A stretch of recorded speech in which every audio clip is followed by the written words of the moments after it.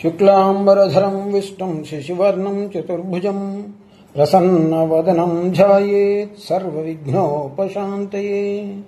అగజానన పద్మార్కం గజాననం ఆర్నిశం అనేకదం తం భక్తానాం ఏకదంతం ఉపాస్మహే. పంచాంగ శ్రవణం విశ్వావసనవ సంవత్సరానికి ఈరోజు మనం ప్రారంభిస్తున్నాం. ఈ పంచాంగ శ్రవణానికి ఫలితం కూడా చెప్పుకున్న తర్వాత పంచాంగ శ్రవణం గురించి మాట్లాడదాం. ముందుగా పంచాంగ శ్రవణానికి శ్రీ కళ్యాణ గుణావహం రిపుహరం దుస్వప్న దోషాపహం. ఈ పంచాంగ శ్రవణం చేస్తే ఏ ఫలితం వస్తుందంటే కళ్యాణ గుణాలు వస్తుంటాయి, అంటే శుభాలు కలుగుతున్నాయట. రిపుహరం శత్రువులు నశింపబడతారు, అంటే శత్రువులు లేకుండా ఉంటారు. దుస్వప్న దోషాపహం మనకు రాత్రిపూట దుస్వప్నాలు వస్తే, చెడ్డ కళ్ళు వస్తే వాటి యొక్క ఫలితాలు కూడా లేకుండా మంచి ఫలితాలు కలుగుతుంటాయట. ఇంకా గంగా స్నాన విశేష పుణ్య ఫలదం. గంగా నదిలో స్నానం చేస్తే ఏ పుణ్యం వస్తుందో అటువంటి ఒక పుణ్యాన్ని కలుగజేస్తుంది పంచాంగ శ్రవణం చేత. గోదాన తుల్యం రుణాం. ఒక గోవును దానం చేస్తే ఏ ఫలితం వస్తుందో అటువంటి ఒక ఫలితం కూడా కలుగజేస్తుంది ఇది. ఆయుర్వృద్ధితముత్తమం. మనకు ఆయుర్దాయం పెరుగుతుంది, అంటే రోగాలు లేకుండా ఉంటుంది. కాబట్టి ఇది శుభకరం, శుభాన్ని కలుగజేస్తుంది. సంతాన సంపత్ప్రదం. సంతానాన్ని కూడా కలుగజేస్తుంది, బుద్ధి కలుగజేస్తుంది సంతానానికి. ఇంకా ఏంటంటే నానా కర్మ సుసాధనం. అయ్యా ఇది కలుగజేస్తుంది, ఇది కలుగజేయనకుండా అనేకమైనటువంటి యొక్క కర్మలకు సాక్షి అయినటువంటిది, అనేక కర్మల యొక్క ఫలితాన్ని మంచిది కలుగజేస్తుంది. సుసాధనం, అటువంటి దానికి సాధనం కలుగుతుంది. సముచితం, కాబట్టి ఇది ఉచితమైనటువంటి యొక్క సముచితమైనటువంటిది. కాబట్టి పంచాంగమాకర్ణతాం. ఈ పంచాంగ శ్రవణాన్ని ఉగాది రోజు వినాలట. ఎట్లా వినాలి అంటే ప్రాప్తే నూతన వత్సరే. కొత్త సంవత్సరం రాగానే ప్రతి గృహం, ప్రతి ఇంట్లో కూడా కుర్యాధ్వజాతోరణం. ఇంటి మీద జెండాలు, మామిడాకులతోని తోరణాలు, శుభసూచకమైనటువంటి వాటిని కట్టుకోవాలన్నట. స్నానం మంగళమాచరేత్. మంచి మంగళ స్నానాలు చేయాలి ఈరోజు ఉదయాన్నే, కొత్త బట్టలు వేసుకోవాలి. అంతేకాకుండా దేవాలయాలకు వెళ్ళి ఆ దేవతల నమస్కారము, గురువుల యొక్క ఆశీస్సులు కూడా తీసుకోవాలి. తర్వాత శిశువులకు మంచి నూతన బట్టలు, వస్త్రాలు అలంకరణ చేయాలన్నట్టు. శిశు అలంకార వస్త్రాదిభి. నూతన బట్టలు వేసి పుత్రులను పిల్లలను పెంచుకోవాలి ఈ దీనికి. అంతేకాకుండా ఈ యొక్క దానికి వేప ప్రసాదం చేయాలి. మరీచి హింగులవనం. ఈరోజు వేప పువ్వుతోని తింత్రిని మేళవం కృత్వా, ఉప్పు, చింతపండు, బెల్లము, ఇంగు, మామిడికాయ, వేప పువ్వు, వీటితోనేటువంటి యొక్క ప్రసాదాన్ని తయారు చేసి కృత్వా భక్షయేత్ రోగశాంతయే. ఎవరైతే భక్షిస్తారో ఈరోజు పూర్వయామం లోపల వాళ్లకు తనలో ఉండేటువంటి ఒక రోగాలన్నీ కూడా శాంతింపబడుతున్నాయని అన్నారు. చైత్రే పుణ్యమయే వసంత సమయే నవ్యం ఫలం వార్షికం. చైత్రమాసం లోపల, శుక్లపక్షం లోపల, పాడ్యం తిథి నాడు, పుణ్య సమయం లోపల, అంటే సంవత్సరం మొదటి రోజు ఈ యొక్క దాన్ని భక్షిస్తే, ఈ యొక్క ప్రసాదాన్ని భక్షిస్తే నిత్యాయుష్యాధ, ఆయుర్దాయం పెరుగుతుంది. తర్వాత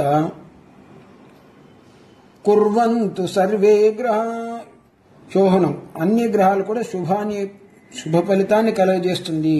కాబట్టి ఈరోజు వేప ప్రసాదాన్ని తిని పంచాంగ శ్రవణాన్ని సాయంకాలం వింటే ఆయుర్దాయం కూడా పెరుగుతుంది, సర్వ శుభాలు కలుగుతున్నాయని చెప్పి మన పెద్దల నుంచి ఆనవాయితీ వస్తుంది కనుక ఈరోజు మనం పంచాంగ శ్రవణాన్ని విందాం. ఈ పంచాంగంలో తిథి, వారము, నక్షత్రము, యోగము, కరణము ఇవి 5 ఉంటాయి. ఇవి కాకుండా ఇంకొక 5 అంగాలు ఉన్నవి. అవి సంవత్సరము, అయనము, ఋతువు, మాసము, పక్షము. ఈ 5 అవి 5 కలిపితే దశాంగాలు అవుతుంది. ఈ దశాంగాలలో పంచాంగంలో మనకు 5 అంగాలు మనం ఉన్నాయి. అంటే తిథివార నక్షత్రాలు, యోగ, కరణాలు ఉంటాయి. ఈ 5 అంగాలను మనం ఈ చైత్రమాసం లోపల శుక్లపక్షం లోపల పాడ్యమి నాడు వింటే ఎటువంటి ఫలితాన్ని కలిగజేస్తుందంటే రాజ్యసా అచలం తిథి శ్రవణతో వారా తత్ ఆయుష్యం. ఒకవేళ ఈరోజు తిథి శ్రవణం చేస్తే రాజ్యలాభం కలుగుతుందట. వారంతో ఆయుర్దాయం పెరుగుతుంది. నక్షత్రం కృతపా సంచయం. ఒకవేళ నక్షత్రాన్ని ఈరోజు మనం చెప్పుకుంటే మనకు పాపాలన్నీ కూడా నశింపబడతాయి. యోగో వియోగపహం. యోగాన్ని కూడా చెప్పుకుంటే మనకు మనలో ఉండేటువంటి ఒక పాప ఫలితాలు వియోగం కలుగుతాయి, అంటే దూరం పోతున్నాయి అన్నట్టు. సర్వాభీష్టకరం తథైవ కరణం. ఒకవేళ కరణం చెప్పుకుంటే సర్వ అభీష్టాలు కూడా నెరవేరుతాయి. కాబట్టి పంచాంగమేవం స్ఫుటం. కాబట్టి తిథి, వారము, నక్షత్రము, యోగము ఈ 5 యొక్క పేర్లు చెప్పుకుంటే 5 ఫలితాలు కూడా పొందుతామని చెప్పి మన పెద్దల యొక్క ఆనవాయితోని ఈరోజు పంచాంగ శ్రవణాన్ని మనం ప్రారంభిద్దాం. ఈరోజు చైత్ర శుక్ల పాడ్యమి, ఉగాది. వీటిలలో పంచాంగ శ్రవణానికి ముందు నవనాయకులు అని ఉంటారు, 9 మంది నాయకులు. అంటే ఉగాది ఏ రోజు వస్తుందో ఆ వారాన్ని మనం రాజు అని అంటాం. ఈ రోజు ఆదివారం అయింది కాబట్టి ఈ రోజు ఈ సంవత్సరం లోపల సూర్యుడు రాజు అయినాడు.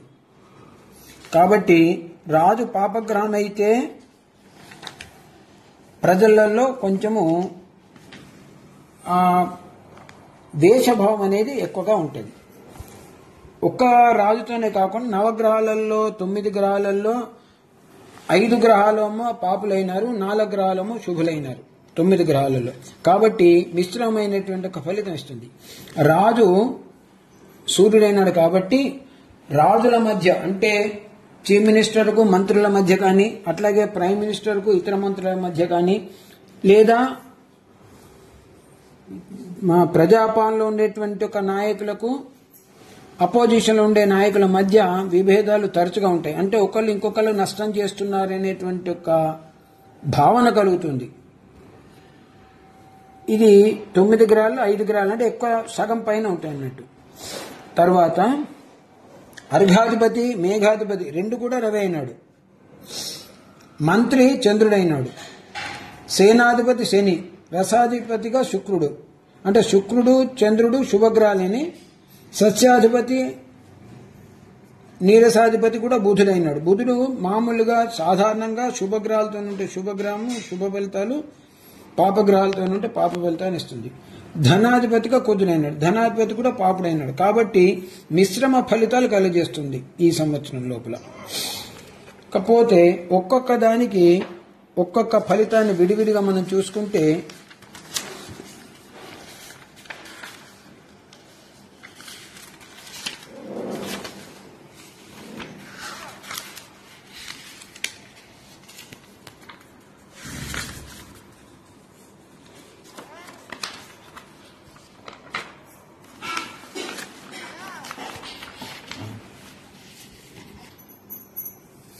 అన్యోన్యవైర్యం క్షితిపాలకానాం నాట్యం ముదంతి బలహకాశ్చ. రవి రాజైనాడు కాబట్టి రాజుల మధ్య వైరం. మేఘాల యొక్క సమృష్టి అంటే వర్షాలు మాత్రం అనుకూలంగా ఉంటాయి. రాజునకు అంటే రాజకీయ నాయకులకు శస్త్రాలతోని అగ్నులతోని భయం ఉంటే ఉండొచ్చు అని చెప్తున్నది. తర్వాత మంత్రి ఏ రకంగా ఉంటే మేష సంక్రమణ ఏ రోజు వస్తే ఆ రోజును బట్టి మంత్రి యొక్క పరిపాలన ఉంటుంది అన్నట్టు. ఈరోజు మంత్రి అంటే మేష సంక్రమణ సోమవారం అయింది కాబట్టి చంద్రుడు మంత్రి అయినాడు. కాబట్టి ఈ రాజుల మధ్య పెద్దవాళ్ళ దగ్గర భేదం ఉన్నా మిగతా మంత్రుల దగ్గర వీళ్ళ దగ్గర కొంచెం శాంత స్వభావం కలిగి ఉంటుంది. కాబట్టి సువృష్టి సర్వసస్యాని ఫలితాని భవంతి చ క్షేమం ఆరోగ్యం సుభిక్షం స్వాచ్ఛ శాంకే ప్రతివేశతి. కాబట్టి చంద్రుడు శుభంగ్రాము అంత శాంతమైన కాబట్టి మంత్రి అయినాడు. కాబట్టి సువృష్టి మంచి వర్షాలు అనుకూలంగా వర్షాలు పడతాయి, ప్రజలు క్షేమంతో ఆరోగ్యంతో ఉంటారు, సుభిక్షం కలుగుతుందట. తర్వాత వారాధిపతి, ఈ సింహ సంక్రమణ అయినటువంటి ఒక వారాధిపతి సేనాధిపతి అవుతాడు. అది ఆదివారం అయింది. అంటే రాజు ఎవరైనారో సేనాధిపతి కూడా అయినాడు. అంటే దేశ మొత్తానికి పెద్ద నాయకుల దగ్గర అంటే ప్రైమ్ మినిస్టర్ దగ్గర కానీ, ఎక్కువ రాష్ట్రాలు ఉండేటువంటి ముఖ్యమంత్రుల దగ్గర కానీ రాజు అను సైన్యాధిపతి ఒకడైనాడు. కాబట్టి చీలికలు రాకుండా ఉండటానికి బహు జాగ్రత్తగా పడుతుంటారు వాళ్ళు. కాబట్టి వాళ్ళ మధ్య పరస్పర భేదం ఉండకపోవచ్చు. కాబట్టి రవి సేనాధిపతి ఇద్దరు ఒకైనా కూడా రాజవైరము మనసులో ఉంటుంది కానీ బయట పడకపోకుండా ఉండొచ్చు అన్నట్టు. తర్వాత రాజు సూర్యుడు తీక్షణంగా ఉంటాడు కాబట్టి కొద్దిగా వర్షాలు కూడా తక్కువ పడవచ్చు, సకాలంలో పడకపోకుండా ఉండొచ్చు అన్నట్టు. తర్వాత ఎర్రనైన యొక్క వస్తువులు ధరలు పెరుగుతాయి. ఎర్ర ధాన్యాలు అంటే గోధుమలు అటువంటివి సమృద్ధిగా పండుతాయి. కందులు కానీ గోధుమలు ప్రత్యేకంగా ఎక్కువ పండుతాయి అన్నట్టు. ఈ రకంగా నవనాయకులలో వాళ్ళ యొక్క ఫలితాలు మనం చెప్పుకున్నాం. తర్వాత కర్కాటక సంక్రమణ ఏ రోజు వస్తే అది బుధవారం వచ్చింది కనుక సస్యాధిపతి అంటే పంటలకు బుధుడు ఆధిపత్యం వహించాడు. కాబట్టి బుధుడు సౌమ్యగ్రహం కాబట్టి ఈరోజు చిన్నటువంటి యొక్క స్వల్ప సస్యాలు అంటే తక్కువ కాలంలో పండేటువంటి యొక్క పంటలు ఎక్కువ పండుతాయి. అంటే ఎక్కువ దీర్ఘమైనటువంటి యొక్క కాలాన్ని తీసుకోకుండా 2 నెలలు నెలకు పండేటువంటి యొక్క పంటలు ఎక్కువ పండుతాయి. ఆకుపచ్చ పంటలు అంటే పెసలు ఎక్కువ పండుతాయి, మినువులు ఎక్కువ పండుతాయి. తర్వాత మేఘాలు కూడా మంచి వర్షాన్ని కలుగజేస్తుంది. ఒక్కొక్కసారి తీవ్రమైనటువంటి యొక్క తుఫాను వంటివి రావచ్చు. అంటే సకాలంలో వర్షాలు పడకుండా తుఫాను అటువంటి ఎక్కువ రావడానికి ఆస్కారం ఎక్కువ ఉంది. ఇంకా మిథున సమయాన్ని బట్టి అర్ఘాధిపతి అని ఉంటాం. ఈ అర్ఘాధిపతి ఆదివారం నాడు వచ్చింది. అంటే ఒకే సూర్యునికి 3 ఆధిపత్యాలు ఉన్నాయి. కాబట్టి ఇది కూడా పాపం. కాబట్టి రాజులకు మధ్య విరోధాలు ఏర్పడి వాళ్ళలో వాళ్ళు లోపల ఒకళ్ళ మీద ఒకళ్ళు అన్యోన్య ఆరోపణలు చేసుకోవడానికి ఎక్కువ ఆస్కారం ఉంటుంది అన్నట్టు. కాబట్టి ఈ రకంగా సంవత్సర ఫలాన్ని మనం చెప్పుకున్నాం. ఇప్పుడు ఆదాయ కందాయాలు మాట్లాడుకుంటాం. కందాయ ఫలాలు అశ్విని నక్షత్రానికి 304 అంటే 2 సరి సంఖ్యలు ఒక బేస్ సంఖ్య ఉంది. మొత్తం మీద 7 బేస్ సంఖ్య వచ్చింది. ఒక 0 ఉంది కాబట్టి మధ్యకాలంలో కొంచెం జాగ్రత్త పడాలి. భరణి నక్షత్రానికి 6, 1, 1 2 బేస్ సంఖ్యలు ఒక సరి సంఖ్య. మొత్తం మీద సరి సంఖ్య వచ్చింది. వీళ్ళకు పూజ్యాలేం లేవు, సాధారణమైనటువంటి ఒక ఫలితాన్ని ఉంటుంది. అంటే మొదలు ఇది చెప్పండి. బేసి సంఖ్య ఉంటే ధనలాభం, సరి సంఖ్య ఉంటే సమఫలము, శూన్యం ఇవ్వచ్చ. బేస్ సంఖ్య ఉంటే ధనలాభం, సరి సంఖ్య ఉంటే సమైనటువంటి ఒక భావం కలుగుతుంది. 0 ఉంటే నిష్ఫలం ఉంటుంది. అది కూడా ఆ 0 కూడా మొదటి 0 అయితే వ్యాధి, మధ్య 0 అయితే రుణాధికం, అంత్యమందు 0 ఉంటే భయం కూడా కలుగుతుంది. కాబట్టి 3 0 ఎక్కడ 0 వచ్చినా ఫలితం తక్కువనే ఉంటుంది. కృత్తికా నక్షత్రానికి 1, 2, 3 అంటే 2 బేసి సంఖ్యలు ఒక సరి సంఖ్య. మొత్తం మీద 6 వచ్చింది. రోహిణి నక్షత్రానికి 4, 0, 0 2 0 వచ్చినాయి, ఒక సరి సంఖ్య వచ్చింది. మృగశిర నక్షత్రానికి 7, 1, 2 అంటే 2 బేస్ సంఖ్యలు ఒక సరి సంఖ్య, 2 బేస్ సంఖ్యలు ఒక సరి సంఖ్య. 7, 1, 2. ఆర్ద్ర నక్షత్రానికి 2, 2, 4 అంటే 3 కూడా సరి సంఖ్యలు వచ్చినాయి, సున్నాలేం లేవు. పునర్వసు నక్షత్రానికి 5, 0, 1 అంటే 2 బేస్ సంఖ్యలు ఒక 0. పుష్యమి నక్షత్రానికి 0, 1, 3 ఒక 0 వచ్చింది, అయినా 2 బేస్ సంఖ్యలు ఉన్నాయి మొదట్లో. ఆశ్లేష నక్షత్రానికి 3, 2, 0 అంటే 2 సరి సంఖ్య ఒక బేస్ సంఖ్య, అందులో ఒక 0 కూడా ఉంది, మొత్తం మీద ఒక బేస్ సంఖ్య ఉంది. మఖ నక్షత్రానికి 6, 0, 2 బేస్ సంఖ్యలు అసలే లేవు, ఒక 0 కూడా ఉంది, 2 సరి సంఖ్యలు ఉన్నాయి. పుబ్బ నక్షత్రానికి 1, 1, 4 2 బేస్ సంఖ్యలు ఉన్నాయి, ఒక సరి సంఖ్య ఉంది. ఉత్తర నక్షత్రానికి 4, 2, 1 అంటే 2 సరి సంఖ్యలు ఒక బేస్ సంఖ్య, మొత్తం మీద బేస్ సంఖ్య వచ్చింది. హస్త నక్షత్రానికి 7, 0, 3 2 బేస్ సంఖ్యలైనవి, ఒక 0 ఉంది. చిత్తా నక్షత్రానికి 2, 1, 0 అంటే 3 వచ్చింది, మొత్తం మీద చివరికి ఒక 0 వచ్చింది. స్వాతి నక్షత్రానికి 5, 2, 2 అంటే 2 సరి సంఖ్యలు ఒక బేస్ సంఖ్య, మొత్తం మీద 9 బేస్ సంఖ్య వచ్చింది. విశాఖ నక్షత్రానికి 0, 0, 4 2 సున్నాలు ఉన్నాయి, ఒక సరి సంఖ్య ఉంది, మొత్తం మీద సరి సంఖ్యనే వచ్చింది. అనురాధ నక్షత్రానికి 3, 1, 1 చాలా బాగుంది, ఇది 3 బేస్ సంఖ్యలు ఉన్నాయి, అందులో సున్నాలు అసలే లేవు, మొత్తం మీద కూడా బేస్ సంఖ్య అయింది. జ్యేష్ఠ నక్షత్రానికి 6, 2, 3 2 సరి సంఖ్యలు ఒక బేస్ సంఖ్య. మూల నక్షత్రానికి 1, 0, 0 2 సున్నాలు ఉన్నాయి, ఒక 1 ఉంది, మొత్తం మీద ఒక బేస్ సంఖ్య ఉంది. పూర్వాషాఢ నక్షత్రానికి 4, 1, 2 అంటే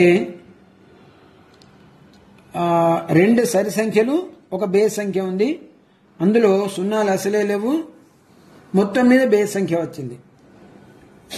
ఉత్తరాషాఢ నక్షత్రానికి 7, 2, 4 అంటే 2 సరి సంఖ్యలు ఒక బేస్ సంఖ్య. శ్రవణ నక్షత్రానికి 2, 0, 1 మొత్తం మీద బేస్ వచ్చింది, కానీ 2 సరి సంఖ్యలు, అందులో ఒక 0 ఉంది. ధనిష్ట నక్షత్రానికి 6, 5, 1, 3 అంటే 9 మొత్తం మీద, అందులో 3 బేస్ సంఖ్యలు వచ్చినాయి, బాగుంది ఇది ధనిష్టము.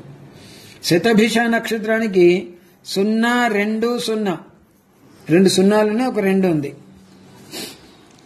కాబట్టి మొత్తం మీద సరి సంఖ్యలే ఉన్నాయి. పూర్వభద్ర నక్షత్రానికి 3, 0, 2 ఒక బేస్ సంఖ్య ఉంది, మొత్తం మీద సరి సంఖ్యనే, మొత్తం మీద బేస్ సంఖ్య, అందులో ఒక 0 ఒక సరి సంఖ్య ఉంది. ఉత్తరాభాద్రకు 6, 1, 4 అంటే ఒక బేస్ సంఖ్య ఉంది, మొత్తం మీద బేస్ సంఖ్య 11 వచ్చింది, 11 బేస్ సంఖ్య, సున్నాలేం లేవు. రేవతి నక్షత్రానికి 1, 2, 1 అంటే 4 సున్నాలేం లేవు, 2 బేస్ సంఖ్యలు ఒక సరి సంఖ్య. ఇది కందాయ ఫలాలు అన్నట్టు. ఇకపోతే ఆదాయ వ్యయాలు. మేషరాశికి ఆదాయం 2, వ్యయం 14 మేషరాశికి. వృషభ రాశికి ఆదాయం 11, వ్యయం 5. మిథున రాశికి ఆదాయం 14, వ్యయం 2.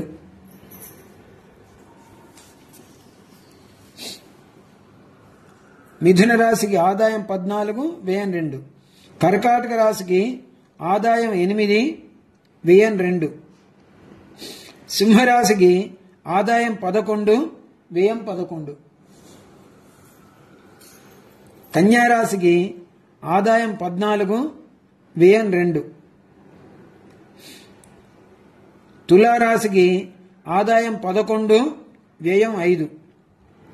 వృశ్చిక రాశికి ఆదాయం 2, వ్యయం 14. ధనుర్రాశికి ఆదాయం 5, వ్యయం 5. మకర రాశికి ఆదాయం 8, వ్యయం 14. కుంభరాశికి ఆదాయం 8, వ్యయం 14. మీనరాశికి ఆదాయం 5, వ్యయం 5. సరి సమానంగా ఉంది. రాజపూజ్య, రాజ అవమానాలు. మేషరాశికి రాజపూజ్యం 5, అవమానం 7. వృషభ రాశికి రాజపూజ్యం 1, అవమానం 3. అంటే ఒకళ్ళు మిత్రులుంటే 3 శత్రువులు ఉంటారు వృషభ రాశికి. మిథున రాశికి 4 రాజపూజ్యం, 3 రాజ అవమానం. కర్కాటక రాశికి రాజపూజ్యం 7, అవమానం 3. సింహరాశికి రాజపూజ్యం 3, అవమానం 6. కన్యారాశికి రాజ్యపూజ్యం 6, అవమానం 6. తులారాశికి రాజ్యపూజ్యం 2, అవమానం 2. వృశ్చిక రాశికి రాజ్యపూజ్యం 5, అవమానం 3. ధనుర్రాశికి రాజ్యపూజ్యం 1, అవమానం 5. మకర రాశికి రాజ్యపూజ్యం 4, అవమానం 5. కుంభరాశికి రాజ్యపూజ్యం 3, అవమానం 5. మీనరాశికి రాజ్యపూజ్యం 3, అవమానం 11. ఇంకా సంవత్సర ఫలితాలు. అశ్వని, పుష్యమి, స్వాతి, అభిజిత్ ఈ 4 నక్షత్రాల వాళ్లకు ఈ సంవత్సరంలో మనస్తాపం కలుగుతుంది. భరణి, ఆశ్లేష, విశాఖ, శ్రవణం ఈ నక్షత్రాల వాళ్లకు రాజ్యపూజ్యం కలుగుతుంది. కృత్తిక, మఖ, అనురాధ, ధనిష్ట ఈ 4 నక్షత్రాలకు యుద్ధ భయం కలుగుతుంది. రోహిణి, పుబ్బ, జ్యేష్ఠ, శతభిషం ఈ 4 నక్షత్రాల వాళ్లకు అలంకార ప్రాప్తి కలుగుతుంది. అంటే ఆభరణాలు ఎక్కువ కొనడానికి అవకాశాలు ఉంటాయి. మృగశిర, ఉత్తర ఫల్గుని, మూల, పూర్వభద్ర ఈ 4 నక్షత్రాల వాళ్లకు రోగ భయం ఉంటుంది. ఆరుద్ర, హస్త, పూర్వాషాఢ, ఉత్తరాభాద్ర ఈ 4 నక్షత్రాల వాళ్లకు ఆయుర్వృద్ధి కలుగుతుంది. పునర్వసు, చిత్త, ఉత్తరాషాఢ, రేవతి ఈ 4 నక్షత్రాల వాళ్లకు అర్ధలాభం, ధనం బాగా వస్తుంది. ఇది ఈ సంవత్సరం యొక్క ఫలితాంశాలు. స్వస్తి ప్రజాభ్యః పరిపాలయంతాం న్యాయేన మార్గేణ మహిం మహిషాః గోబ్రాహ్మణేభ్యः శుభమస్తు నిత్యం లోకాः సమస్తాः సుఖినో భవంతు. కాలే వర్షితు పర్జన్యః పృథివీ సస్యశాలినీ దేశోऽयं శోభరహితో బ్రాహ్మణాः సంతు నిర్భయాः అధనాः సధనాः సంతు జీవంతు శరదాం శతం.